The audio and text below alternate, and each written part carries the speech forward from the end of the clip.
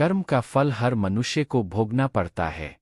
रोहित नामक एक अनाथ बच्चा था। उसके माता और पिता बचपन में ही चल बसे थे। उसके ननिहाल और पिता की तरफ से भी कोई नहीं था। उसके न तो कोई आगे था न कोई पीछे। अनाथालय में रहा और पढ़ा। वह पढ़ने में मेधावी था। उसे आर्मी में नौकरी लग गई और वह एक अधिकारी बन गया। अब सेना के साथ ही रहता, कभी भी घर वापस नहीं आता क्योंकि उसका कोई था नहीं। उसने शादी भी नहीं की थी। उसे जितनी सैलरी मिलती थी वह सब बचा लेता था। आर्मी के कैंटीन में खाता था, वहीं पर रहता था, तो उसका खर्चा भी लगभग ना के बराबर था। तो हम कह सकते हैं कि उसने आज तक जितनी सैलरी पाई सब बचा ही लिया था। उसी कैंटीन में सूरजमल नामक एक सेठ आता था, जो कैंटीन के सामान का छोटा सप्लायर था। बहुत दिन हो गए दोनों को एक दूसरे को जानते पहचानते। एक दिन सूरजमल ने कहा, रोहित आपके पैसे बैंक में रखे हैं, मुझे व्यापार में लगाने को दे दो, तुम्हें अच्छा मुनाफा दूंगा। रोहित ने मना कर दिया। रोहित ने कहा, मुझे इतनी ज्यादा पैसे का लालच नहीं है। जो सरकार ने दिया है वह मेरे खाते में पड़ा है। कभी जिंदगी में जरूरत पड़ी तो इस्तेमाल करेंगे, नहीं तो कोई बात नहीं। सेठ ने कहा, यह भी क्या बात हुई, अगर तुम हमें अपना दोस्त मानते हो तो तुम मेरी सहायता ही कर दो। मैं तुम्हें यह पैसा वापस लौटा दूंगा। कम से कम मेरा काम हो जाएगा। अभी इस पैसे की तुम्हें जरूरत भी नहीं है।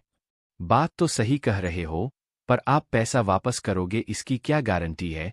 सेठ ने कहा, कसम खाकर कहता हूं धोखा नहीं दूंगा। रोहित ने कहा, सेठ जी, लोग तो पैसे के लिए क्या क्या कर देते हैं, पर कोई नहीं, चलिए आपकी बात को मान लेता हूं।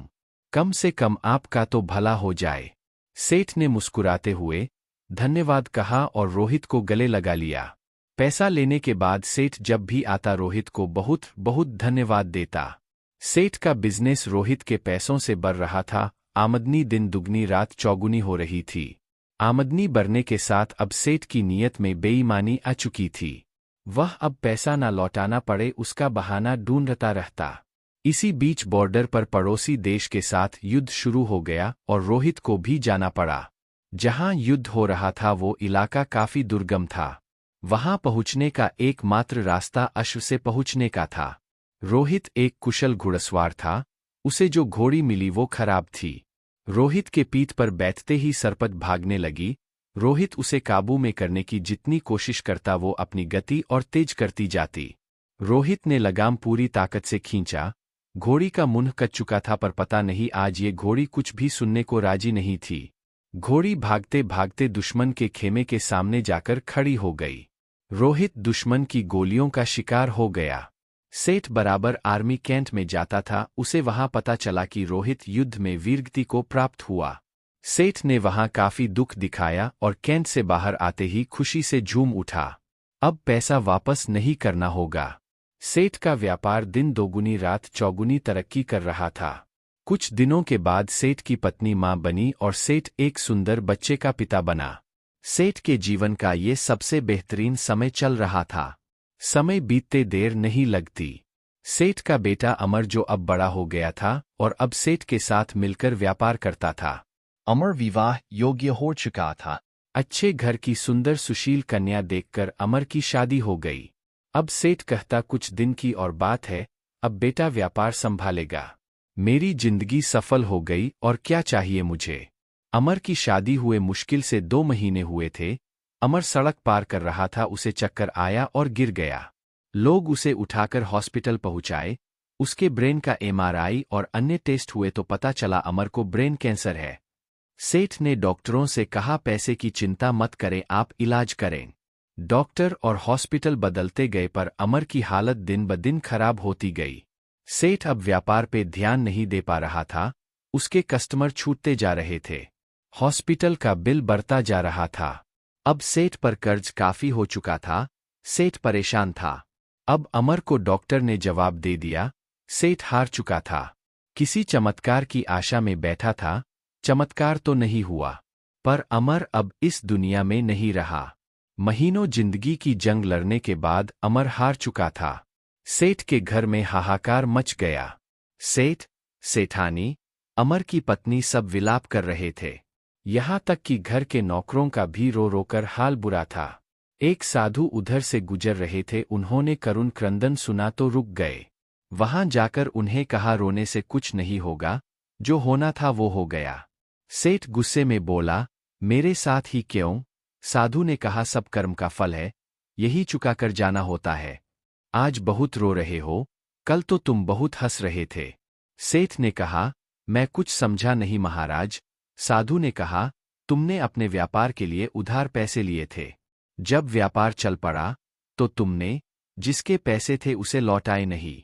सेठ ने कहा, गलत, वो मर गया था, किसे लौटाता?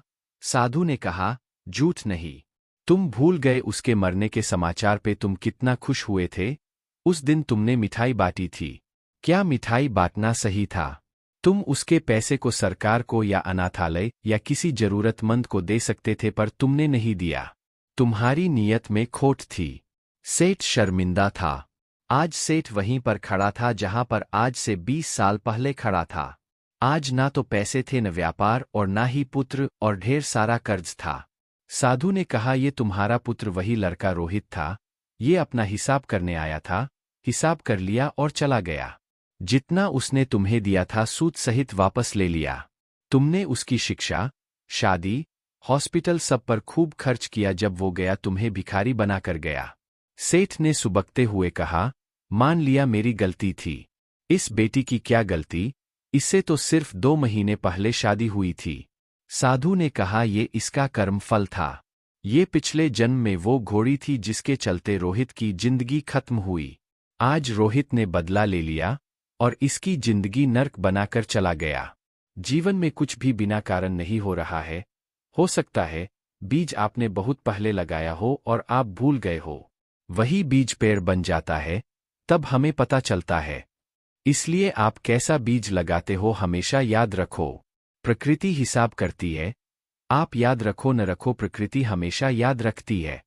सेठ निरुत्तर, हताश, घर की सीढ़ी पर बैठा अपने कर्म को कोस रहा था। हमेशा अपने कर्म पर ध्यान दें। ऊपर वाले की लाठी में आवाज नहीं होती पर असर पूरा करती है। भगवान श्री कृष्ण ने गीता में कहा है, कर्म करते जा, फल की इच्छा मत कर। तुम्हारा अधिकार तो केवल कर्म करने से है, फल तो ईश्वर के हाथ में है। इसलिए कर्म से ना भागना उचित है और ना ही कर्म की फल की आशा रखना उचित है। कर्मों का फल हमें अवश्य मिलता है, जैसे कर्म करेंगे वैसा ही फल मिलेगा। आधुनिक होने के कारण इस चक्कर में इस सत्य को मत भूल जाना, लेकिन इस बात को हम समय रहते नहीं समझ पाते। जब तक इस बात का बोध होता है कि जो हमने जो भी कर्म किए हैं उसका परिणाम क्या होगा, तब तक समय बहुत अधिक बीत चुका होता है और फिर हमें पछतावा होता है। हम सभी को अपने जीवन में कुछ ना कुछ तो चाहिए ही, और उसे अपने जीवन में उतारकर अपना पूरा जीवन बदल सकते हैं।